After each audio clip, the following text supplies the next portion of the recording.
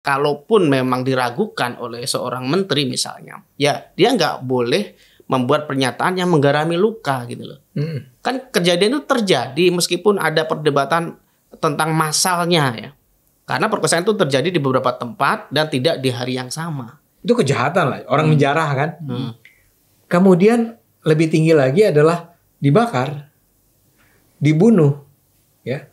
Tapi barangkali yang paling menyakitkan adalah yang tadi kita bicarakan, diperkosa secara massal di berbagai tempat. Sejarah siapa yang harus kita percaya di Indonesia ini? Sejarawan yang mana yang benar-benar tulisannya bisa kita percaya? Maka dari itu dia bilang pemerintah menjadi wadah dan mengumpulkan para sejarawan untuk menulis ulang kembali sejarah Indonesia. Harus ada yang resmi dong dari pemerintah.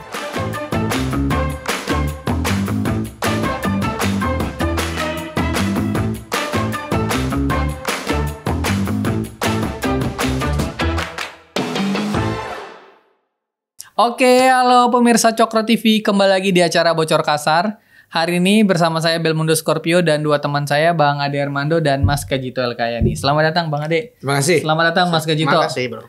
Hari ini kita bahas sesuatu yang masih rame ya, dibahas di mana-mana.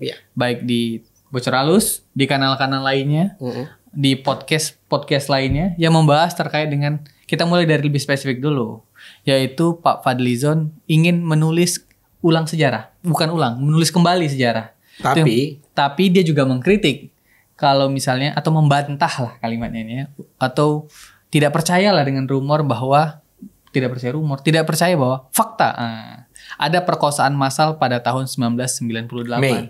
Mei 1998. Nah, ini cukup ramai nih terjadi di media mainstream, bahkan Komnas Perempuan itu udah sempat mengatakan bahwa memang ada itu. Bahkan kalau kita kutip dari pidato lamanya Presiden Habibie itu kan ada permintaan maafnya atas apa yang terjadi pada kerusuhan Mei 98, salah satunya perkosaan. Ini kan jadinya banyak berbelit. Sedangkan Pak Fadli ini ternyata cukup kekeh dengan statement bahwa itu kan hanya rumor. Kita mulai dari situ dulu. Silakan. Itu wawancara dia di IDN Times bersama Uni Lubis. Itu mulai dari situ, Bang. Gimana Bang ada yang melihat itu, Bang? Ya, jadi gini.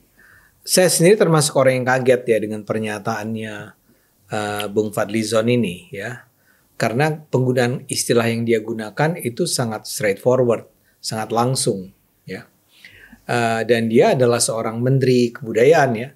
Ingat ya, Fadlizon ini bukan lagi sekedar seorang misalnya aktivis politik dari partai politik tertentu, dari Gerindra misalnya, atau dia seorang aktivis gerakan masyarakat misalnya yang dulu juga dia lakukan, tapi dia seorang menteri.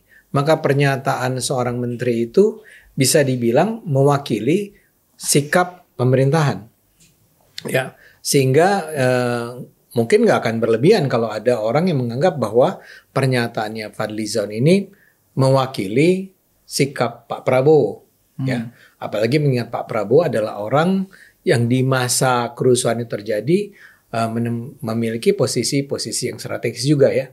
Sehingga ada pertanyaan nih, ini pernyataannya Fadli ini sebetulnya mewakili sikap Pak Prabowo atau tidak? Saya duga sih tidak. Ini saya duga ya. Saya duga memang Bung Fadli ini atau Pak Fadli ini kelepasan, slip of tongue ya. Walaupun belakangan dia bantah bahwa dia tergelincir kata-katanya. Dia memang menganggap bahwa level kebenaran dari apa yang terjadi pada 98 itu levelnya level rumor. Artinya gini, informasi-informasi yang belum dapat diverifikasi. Tapi menurut saya itu persoalan. Pandangan semacam itu. Makanya saya kaget. Kok dia menggunakan rumor ya? Istilah itu kan istilah yang sangat straightforward seperti saya katakan tadi ya. Rumor itu adalah gosip, adalah kabar burung. Kabar yang bahkan bisa dikatakan nggak usah dipercaya lah, ya. Tapi apakah benar apa yang terjadi di masa itu adalah sesuatu yang tidak dapat dipercaya? Nah, kita memang harus hati-hati dengan kalimat-kalimat yang ada. Misalnya saja, saya tidak ingat langsung sih apa yang dikatakan oleh Pak Habibie waktu itu ya. Tapi kan memang begini, bahwa ada kerusuhan 98 itu hampir pastilah, bukan hampir pasti. Pastilah benar, rekamannya juga ada. Ya, rekaman-rekaman kerusuhan waktu itu tuh ada. Jadi kerusuhan 98 Mei 98, kerusuhan terutama dengan korban utamanya adalah kaum Tionghoa, itu adalah tidak bisa lagi dibantah. Ya, siapapun yang membantahnya itu akan ya seperti apa ya, seperti meracau ya, karena udah pasti terjadi. Pertanyaan berikutnya tapi adalah apakah benar ada perkosaan? Ya. Dan lebih spesifik lagi, apakah benar ada perkosaan massal? Nah, saya lupa waktu itu yang disebut oleh Pak Habibie ketika dia meminta maaf, itu yang mana? Dia minta maaf karena kerusuhan waktu itu, ya, atau dia minta maaf karena adanya perkosaan, atau dia minta maaf karena adanya perkosaan massal. Saya duga nih ya, lagi-lagi saya tidak membaca kembali apa yang diucapkannya di masa itu adalah dia minta maaf bahwa dalam kerusuhan itu sampai terjadi adanya kerusuhan, sampai terjadi adanya perkosaan terhadap perempuan-perempuan Tionghoa. Nah, jadi pertama-tama yang harus saya utarakan adalah keterkejutan saya terhadap pernyataan Bung Fadli bahwa it is a rumor gitu loh. Itu adalah sebuah rumor. Itu adalah sebuah berita yang belum jelas faktanya. Oke. Gimana Mas Kajito melihat statement Bang Ade? Ya, kalau saya melihat yang dibocor halus ya dan beberapa ini yang lain. Nah, itu yang tadi belum disebut bahwa kita juga akan mengomentari percakapan mengenai perkosaan massal ini di acara bocor halusnya Tempo. Iya. Yang mengundang ini ya orang itu ya. Siapa Komnas HAM ya, tim pencari fakta itu dulunya. Nah, dari keterangan itu kan kalau kita lihat ya apa istilahnya pernyataan-pernyataannya secara kronologis ya. Kita nggak usah mencari bukti lain lah. Dari pernyataan itu saja kita sudah mensinyalir bahwa yang dinyatakan itu fakta gitu loh. Tanpa harus menyebut sebagai rumor. Nah, kalaupun memang tim pencari fakta ini di masa lalu ya, karena memang saya melihat dari proses penceritaannya itu ya, seolah-olah dihalang-halangi waktu itu oleh Wiranto katanya. Ya, ketika sampai ke Pak Habibie mengatakan saya percaya ini benar terjadi gitu kan. Ya meskipun kemudian apa yang dinyatakan oleh pemerintah dan penguasa waktu itu tidak terlalu berpihak ya pada korban-korban sehingga sampai sekarang ada seorang menteri bernama Pak Fadlizon yang menyatakan itu sebagai rumor gitu loh. Padahal sudah ada catatan-catatan mereka yang mungkin dalam kerangka sejarah yang resmi gitu ya, itu mungkin kurang diekspos gitu. Nah, menurut saya kalaupun data yang diterima oleh Fadlizon atau oleh pemerintah ya atau siapapun lah yang berwenang di sana itu kurang lengkap karena korban itu kan nggak bisa terbuka ya, ada malu, ada takut waktu itu kan karena memang kalau lihat ceritanya memang dihalangi oleh orang berambut cepak gitu ya kita sinyalir itu tentara gitu. Nah karena kurangnya data tadi, kalaupun memang diragukan oleh seorang menteri misalnya, ya dia nggak boleh membuat pernyataan yang menggarami luka gitu loh. Kan kejadian itu terjadi meskipun ada perdebatan tentang massalnya ya. Karena perkosaan itu terjadi di beberapa tempat dan tidak di hari yang sama. Gitu loh, korbannya banyak itu. Nah, ini kan mestinya dia bersikap bijak ya. Jangan sampai mungkin dia punya agenda politik tertentu, ya jangan sampailah menyakiti korbannya. Ini dulu yang kita jaga. Karena dia pejabat publik gitu loh. Beda dulu kalau waktu Fadlizon menjadi DPR misalnya atau menjadi aktivis, ya dia bebas saja keluar-keluar pernyataan ini itu. Sekarang dia jadi menteri pembantu presiden, setiap pernyataannya itu meskipun tidak mendapatkan izin presiden itu telah mewakili wajah presiden gitu loh. Dan ini menurut saya kok nggak pas ya kalau Fadlizon mengatakan itu seolah-olah itu mewakili Prabowo gitu. Karena saat ini memang belum ada pendapat resmi kan tentang hal-hal ini. Dan kalaupun memang ada pendapat resmi, pernyataan yang langsung tadi seperti kata Bang Ade yang menyebut kata rumor itu ya nggak bijak lah, nggak pas lah. Karena bagaimanapun seorang pejabat publik itu harus berpihak pada korban itu dulu. Itu kan seperti orang yang bangun rumah di bantaran kali, kemudian kena banjir gitu ya, rumahnya roboh. Nah, secara faktual dia salah karena bangun rumah di situ gitu misalnya. Tapi ketika terjadi bencana, kita harus berpihak pada korban dulu, bukan nyalain kamu sih bangun rumah di bantaran kali, kan nggak gitu. Ini juga begitu. Ini ada korban perkosaan.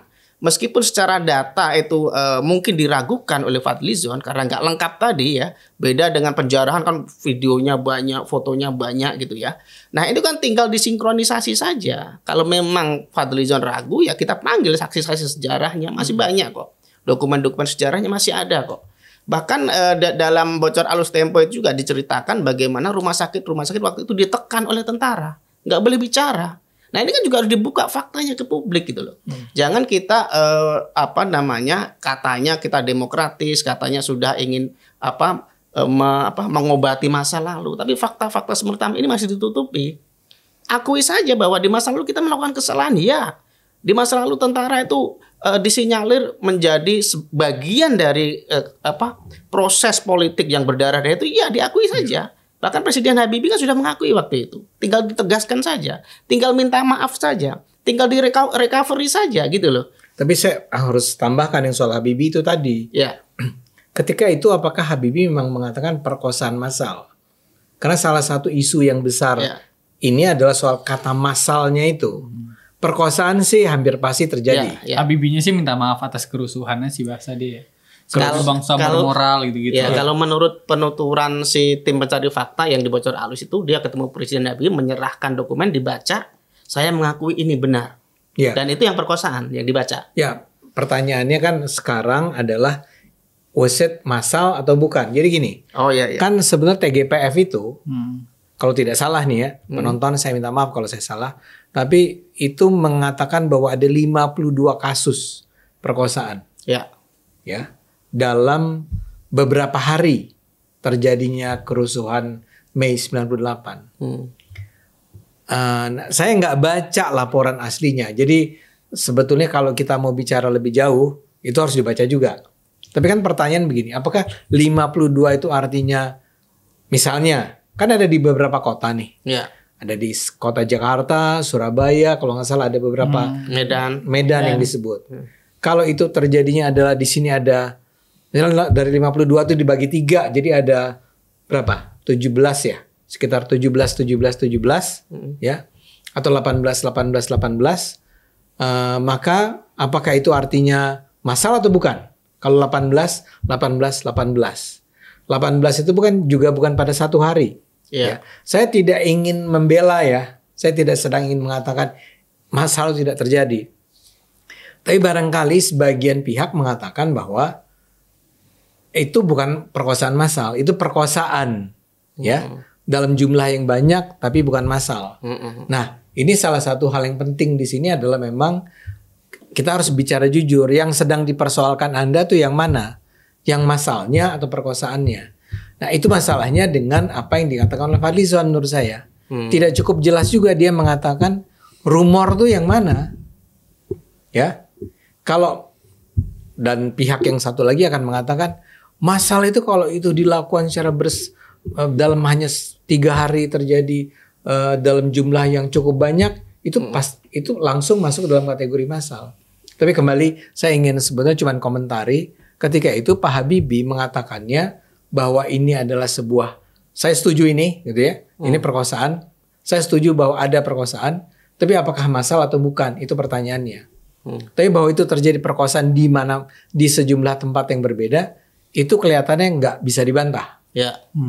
Itu aja yang saya mau komentari dari Anda itu. Ya, berarti kan sebenarnya mau itu massal atau tidak, yang penting kan perkosaan itu terjadi itu dulu. Ya, itu. Tinggal nanti soal definisi, soal istilah itu kan bisa diperbaiki ya. Tinggal dikomunikasikan. Oh, jangan pakai massal lah. Kalau massal seolah-olah itu kayak sunat massal atau kawin massal gitu kan di satu tempat dengan bersama-sama banyak orang gitu. Nah, itu kan tinggal diperbaiki lah. Tapi kan nggak bijak kalau seorang menteri yang mengatakan bahwa itu rumor. Betapa sakitnya ya. Korbannya itu loh, keluarga korban itu loh. Saya nggak, yang mendengar aja sudah miris sekali gitu. Mendengar penceritaan di bocor alus di mana-mana itu kan ada kesaksian-kesaksian itu ngeri sekali gitu loh. Dan itu saya percaya itu tidak dilakukan oleh masyarakat secara genuine ya, secara organik. Itu di sebuah rekayasa. Itu dikonstruksi. Maksudnya perkosaannya. Kerusuhan dan perkosaannya. Kan itu banyak kesaksian ya. Ada orang berambut cepak yang tiba-tiba datang, oh kalian bisa menikmati perempuan-perempuan yang nggak bisa kalian. Kan ada itu pernyataan seperti itu. Ada, dan itu tersebar dan secara sistematis, Bang. Terjadi begitu sangat runtut, sangat sistematis. Kita bisa menduga bahwa memang ada aktor di belakang itu gitu loh. Nah, kalau pemerintah kan sebenarnya gampang ya menyelidiki hal kayak gini. Tinggal kalau ada kebenaran diakui saja, kita salah ya. Kita salah. Kita minta maaf. Korban-korban disantuni gitu kan. Nama baiknya di ini, kalau masih ada pelaku yang masih bisa dihukum atau Mas gimana. Kajito, saya harus komentar lagi nih. Ya, silakan. Karena begini, saya tidak merasa itu mudah bagi pemerintah, bahkan pemerintah sekarang, untuk mengakuinya. Ya. Kenapa? Karena bagaimana kalau ternyata orang-orang yang berada, Anda sebut tadi di belakangnya ya, mastermind-nya, lalu orang-orang yang masih hidup sekarang. Kan begini, saya mau tanya dulu sama Belmondo nih. Ya silakan. Ini Belmondo adalah yang paling muda di antara kita. Iya. 98 saya belum lahir memang. Maaf ya, saya tidak sedang bicara. Klarifikasi dulu. Ya, oke, baik. Ya, saya kan udah tua ya. Ketika itu saya adalah wartawan. Ya. Nah, yang ingin saya tanyakan kepada Belmondo sebelum kita lanjutkan apa yang saya katakan tadi saya nggak setuju itu adalah Anda itu sebagai orang yang lahir di era reformasi, itu mendapat informasi yang cukup nggak ya tentang apa yang terjadi di Jakarta, di beberapa kota lainnya ya pada Mei 98? Saya dapat informasi, tapi saya nggak tahu apakah ini dikategorikan cukup atau nggak cukup. Cuman saya mendapatkan beberapa informasi karena kan itu udah ditulis lah dalam banyak pelajaran buku sejarah atau yang kita dengar-dengar ya. Sebelum lebih jauh, saya mau tanya. Jadi di buku pelajaran sejarah yang Anda peroleh itu ada? Ada kerusuhan Mei 98. Kerusuhannya. Kerusuhan. Kerusuhan Mei 98 nggak terlalu detail memang, tapi dijelaskan bahwa Pak Soeharto turun dan digantikan Pak Habibie. Kan banyak tuh part-part ceritanya itu kan kalau di buku sejarah tuh nggak menceritakan detail hal yang terjadi, nggak. Dia hari-hari besar dan apa yang terjadi, misalnya GS30 PKI, terus kemudian kerusuhan Mei 98, terus gitu-gitu. Nggak diajarkan. Yang kalau sampai adanya perkosaan massal, perkosaan di 52 titik tuh enggak lah Bang. Di buku sejarah nggak diajarkan sampai sedetail itu. Disebut penjarahan, tapi nggak detail. Nggak detail. Tapi ada penjarahan terhadap warga Tionghoa begitu. Tionghoanya bahkan itu nggak terlalu detail. Nggak disebut. Saya duga enggak ya. Nggak ada detail. Memang ada kerusuhan, ada penjarahan. Betul, tapi itu dibilang kerusuhan Mei 98 gitu. Nah, yang menarik dari Pak Fadli ini kan dia juga menyatakan, Sorry, saya nyinyir nih. Oke. Guru Anda cerita nggak? Yang mana? Guru sejarah. Anda belajar sejarah nggak ya? Belajar Bang, sejarah. Nggak, sejarah tuh diajarkan di SMP. SMA udah enggak dong? SMA enggak ada. Udah enggak kan? Iya. SMP. Di SMP tuh gurunya mengajarkan nggak? Anak-anak. Nggak terlalu banyak ya Bang. Saya pesantren, jadi banyaknya SKI. Sejarah kebudayaan Islam. Sejarah kenabian. Kalau cerita Salahuddin Yusuf Al-Ayyubi saya tahu Bang. Saya ketawa ya. Perang Salib saya tahu. Salahuddin Yusuf Al-Ayyubi saya tahu. Makanya bawaannya perang ya. Bawaannya cerita perang tuh. Tapi sejarah Indonesia juga pelajari, tapi memang nggak detail. Poin-poin besarnya saya tahu. Kayak GS30 PKI, terus dulu ada Soeharto 30 tahun. Iya, Soeharto diganti Habibie gitu Habibie, Gus Dur. Itulah dapat lah ya. Dapat. Tapi kalau detail sampai pemerkosaan, sampai Tionghoa, wah itu enggak ada. Dan saya baru pelajari itu waktu di kampus kan. Mulai belajar liberal bebas kemana-mana aja kan, mulai baca itu tentang sejarah. Di kampus dalam arti di kuliah atau enggak di kuliah lah. Di kuliah pun tidak. Ini kan diskusi sama teman-teman. Iya. Teman-teman aktivis. Anda tuh fakultas hukum kan? Hukum. Iya kan?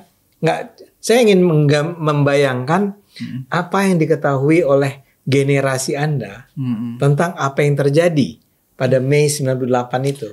Ya, kalau sekarang di generasi saya udah banyak dapat informasi 98 karena paling kuat dipengaruhi oleh sosial media, handphone. Paling cepat hari ini dipengaruhi oleh sosial media dan handphone. Tapi kalau berkaca pada buku sejarah resmi yang diatur di sekolah-sekolah itu memang nggak detail. Jadi generasi saya mendapatkan informasi masa lalu itu paling banyak memang dari sosial media tuh, handphone gitu. Iya. Gitu Bang. Sebetulnya bukan berdasarkan sebetulnya sumber sejarah, sumber primer. Paling tidak gini lah, sumber pelajaran sejarah yang otoritatif, yang bermartabat gitu loh. Ya. Maksudnya kalau medsos kan selalu ada kemungkinan itu bohong gitu ya. Hoax cerita. Ini buku yang dibaca sama-sama oleh generasi kalian itu nggak ada ya. Nggak ada. Paling kuat buku-buku sejarah yang menceritakan detail itu pasti buku-buku indie gitu loh bang. Sejarah indie ini loh, tau gak? Yang bukan resmi dari pemerintah, tapi dijual bebas aja di toko-toko buku. Itu sejarah indie yang. Itu khusus pembaca buku. Itu ya pembaca buku. Pembaca buku betul. Iya. Kalau tidak membaca ya sulit kan ini. Dia aktivis. Ini bayangkan yang bukan aktivis, bukan pembaca buku, yang mainnya TikTok joget-joget. Jangan joget juga, ada informasi juga di sana bang. Iya. Terima dia bang. Saya minta maaf ya bang. Iya. Generasi saya memang kadang-kadang kalau suka menjudge teman-teman baby boomers ngejudge Gen Z ini ya. Aplikasi sampah. Oke gitu bang kira-kira. Gitu ya. Nah, kenapa saya tanya? Karena begini, kita tuh harus sadar, kan tadi dikatakan oleh Mas Kajito ini bahwa di belakang kerusuhan itu luar biasa mengejutkan kok Belmondo. Kita tahu bahwa sejak tahun 1997 sudah terjadi krisis demi krisis kan. Dimulai dari krisis ekonomi yang moneter. Itu Asia Tenggara semua kena lah. Yang 8.000 menjadi 14.000. Dari 2000. Dari 2000 ya. 2000 jadi 20.000. 20.000 ya. Memang akhirnya turun lagi tapi tetap chaos waktu itu. Kemudian terjadilah kerusuhan Mei 98. Memang dimulai oleh penembakan yang dilakukan oleh entah siapa. Petrus sebutannya. Bukan. Ini kasus kalau Petrus sebelumnya. Yang ditembak preman ya kalau Petrus. Kalau ini kan mahasiswa yang di Trisakti. Oh iya betul Trisakti. Dan sejak saat itu kayak semua bergulir sangat cepat. Nah terjadilah pembakaran di banyak tempat itu, kerusuhan di banyak tempat. Dan yang menjadi korban utama adalah orang-orang Tionghoa. Ya. Dan tuduhan waktu itu adalah bahwa kerusuhan itu dibiarkan. Ya, seperti militer kita jangan bayangkan seperti polisi kita sekarang yang serba menjaga jangan sampai menyakiti hati demonstran waktu itu. Digebuk aja. Ya. Saya sendiri pernah diancam dengan bayonet di sini sampai ke leher, ya. Untung nggak kalau dia geser sedikit itu bayonet, kita nggak ketemu di sini. Harusnya kan mau bilang tuh, sini bayonet, saya teman Pak Prabowo. Gitu. Kalau sekarang ya. Kalau sekarang. Mungkin Pak Prabowo di depan mata tentara yang pasang bayonet di leher saya juga nggak penting gitu. Nah kembali ke cerita tadi, Bang. Itu mengejutkan sekali. Dan salah satu yang paling menyakitkan memang adalah bukan pertama orang kalau dijarah masih oke lah. Bukan oke, tapi tingkat kejahatannya masih di bawah, masih di minimal lah. Jangan kejahatan yang bilang oke. Itu kejahatan lah, orang menjarah kan. Kemudian lebih tinggi lagi adalah dibakar, dibunuh, ya. Tapi barangkali yang paling menyakitkan adalah yang tadi kita bicarakan. Diperkosa secara massal di berbagai tempat. Nah, kan tadi Mas Kaji itu mengatakan ini sebenarnya mudah saja, dibongkar saja. Kalau menurut saya bukannya saya membela siapapun nih, Mas Kajito. Ini barangkali harus menjadi sejarah, akan menjadi sejarah yang tidak pernah bisa diungkap. Karena pertanyaan saya tidak ada lagi nih Belmondo.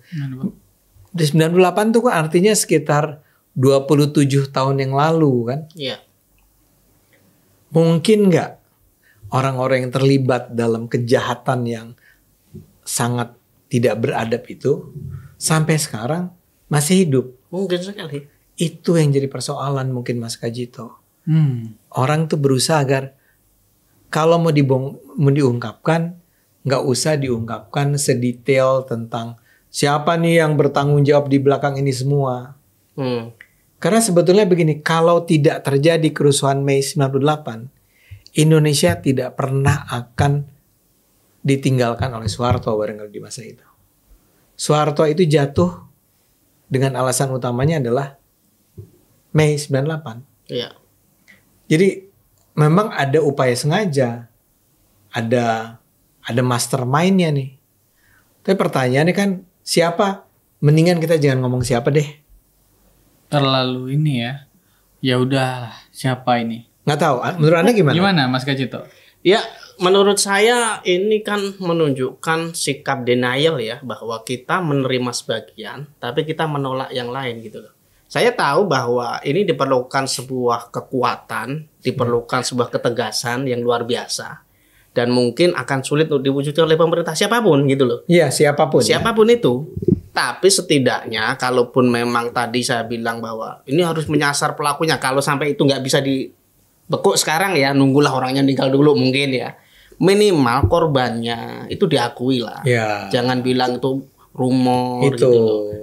Pemerintah harus berpihak pada korban, minimal itu dulu. Itu. Di recovery, dilindungi gitu ya. Karena dulu sewaktu terjadi kejadian itu saksi mata, terus rumah sakit itu dibungkam semua gitu loh. Ketika itu sudah berlangsung lama, akhirnya kan tercecer itu. Beberapa saksi hidup seperti tim mencari fakta tadi juga kesulitan gitu loh untuk mengungkapkan itu, kecuali di lapak-lapak khusus gitu ya. Itu mestinya dikasih sebuah media yang difasilitasi oleh pemerintah atau negara gitu ya, dengan kesadaran bahwa ini untuk membangun, ini untuk mengobati, bukan hanya untuk menggarami luka gitu. Yeah. Nah, tapi yang menyakitkan adalah ketika pemerintah jangankan sampai ke sana, bahkan dia nggak bisa menghormati korban, nggak bisa menghargai korban gitu loh. Ini saya nggak punya kebencian atau tendensi kepada Pak Fadlizon ya, enggak. Tapi pernyataan itu memang nggak bagus, nggak baik. Dan sebagai pemerintah mestinya nggak hanya Fadlizon ya, banyak menteri juga kan yang baru jadi menteri, dulunya bukan menteri, ketika jadi menteri bingung. Saya biasa ngomong nyeplos, ketika jadi menteri akhirnya blunder gitu loh. Kan ada beberapa yang soal siapa? Pigai misalnya yang anggarannya kurang misalnya, atau Yusril juga buat segmen pas awal-awal. Yusril tidak juga, ada pelanggaran HAM berat. Tidak ada pelanggaran HAM berat 98 awal waktu dilantik gitu. Kurang bijak lah ya. Kurang bijak. Di Anda itu kan wakil pemerintah yang minimal pernyataan normatif aja, nggak usah nyakitin. Kalau memang nggak bisa memberikan komentar yang bagus, ya normatif aja lah. Ya kita akan selidiki lagi, evaluasi lagi ya, itu kan normatif aja kan, tapi nggak menyakiti gitu loh. Nah ini bisa dilakukan, tapi saya melihat bahwa orang-orang ini memang harus belajar peka lah ya. Kalau saya mengatakan harus belajar komunikasi sama Bang Ade kan kejauhan nanti. Belajar peka aja dulu bahwa Anda itu pejabat publik gitu loh. Apapun yang Anda nyatakan itu minimal dipikir dulu. Kalau Anda nggak bisa menjawab, kita doorstop misalnya kan tiba-tiba ditodong tuh. Ya nantilah kita ini, ya gitulah minimal. Itu terjadi dalam sebuah wawancara kan? Ya, dengan sadar. Dengan Unilubis. Ya. Nah kita harus tahu Unilubis itu wartawan yang senior, profesional, dan sangat berpengaruh. Betul. Wawancara dia itu adalah wawancara yang dirujuk orang. Oh itu kata Unilubis ya. Di IDN Times, sebuah media yang juga respectable lah ya, dihormati, prestigious dan segala macam. Nah kok bisa ya, Anda diajak wawancara mungkin kalau nggak salah tuh percakapannya sebetulnya tentang penulisan buku sejarah itu. Yang 10 bab itu. Ya, kelihatannya kan, itu kan. Ya. Nah disitulah ditanya kalau Mei 98 gitu ya. Mau ditulis bagaimana gitu. Mau ditulis bagaimana? Kenapa jawabannya begitu?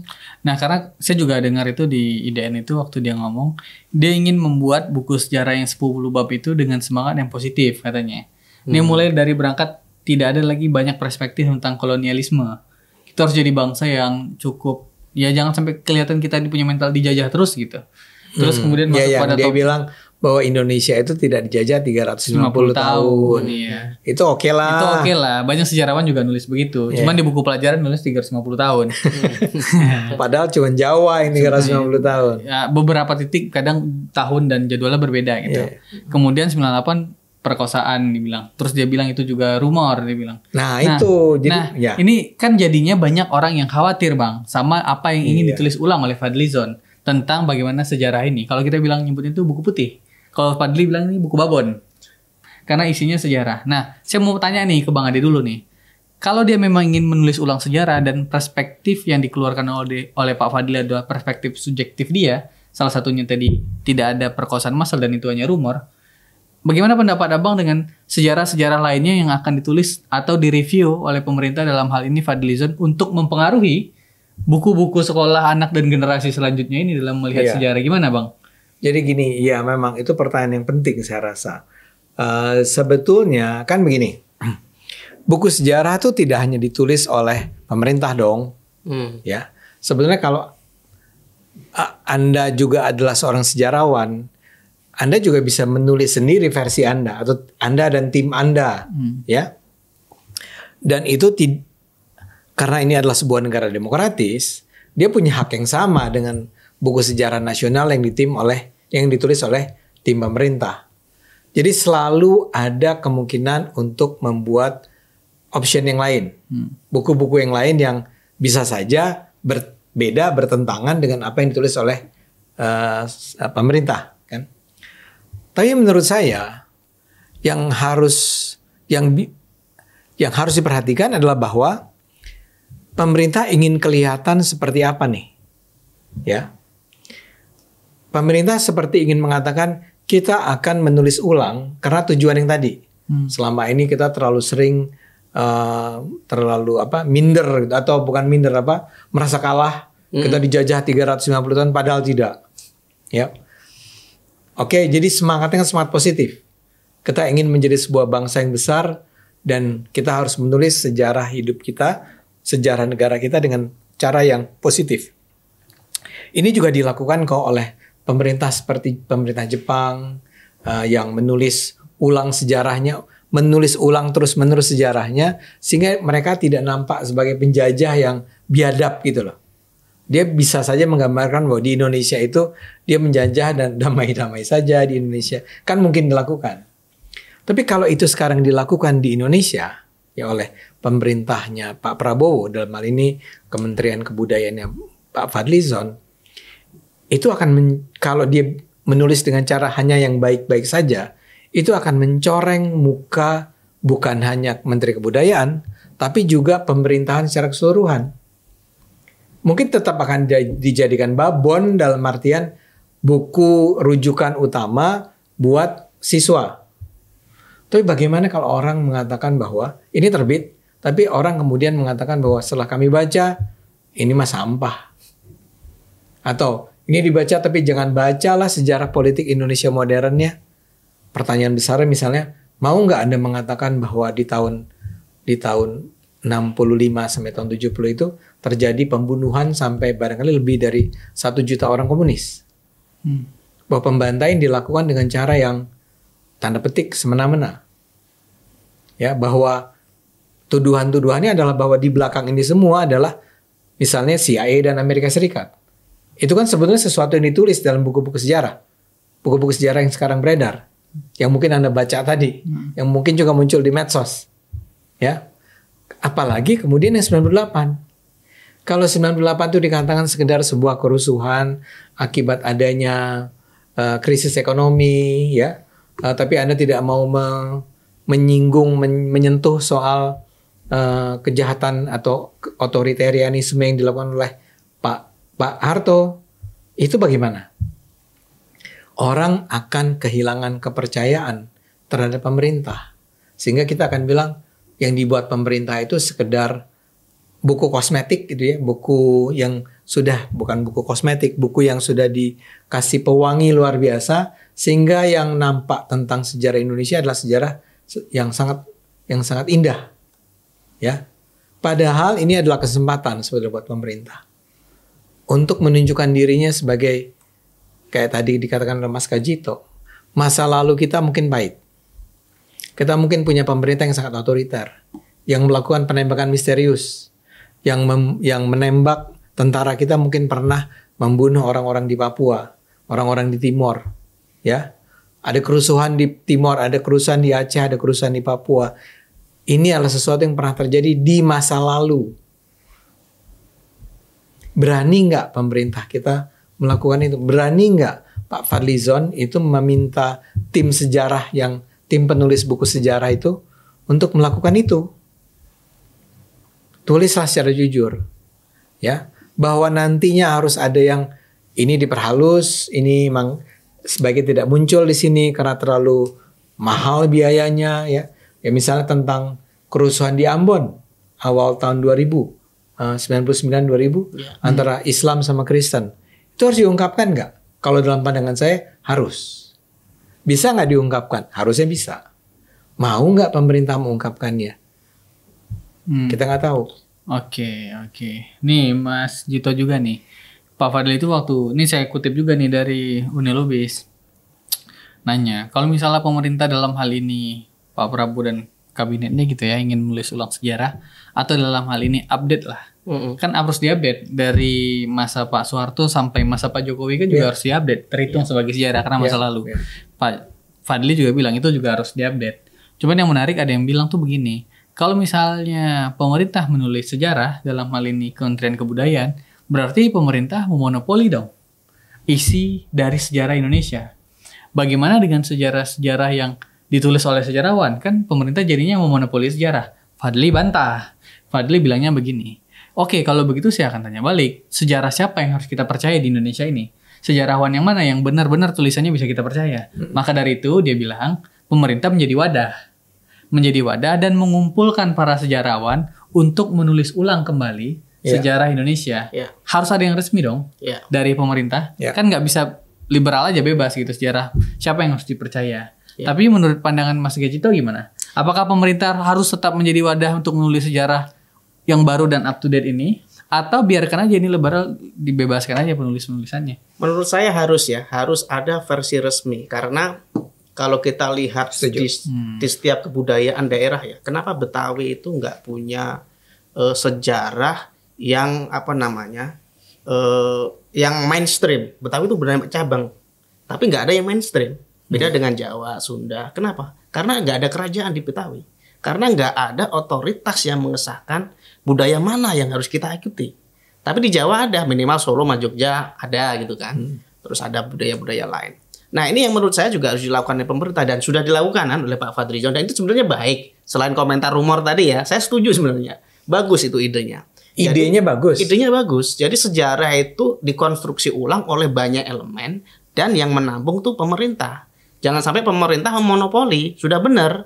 Karena penulisan sejarah itu ada metodologinya, seperti Wikipedia itu loh, ada metodologinya. Nanti kalau ada sejarawan yang ngarang-ngarang atau itu tambahan dia, akan tertolak sendiri. Kan ada referensinya gitu loh.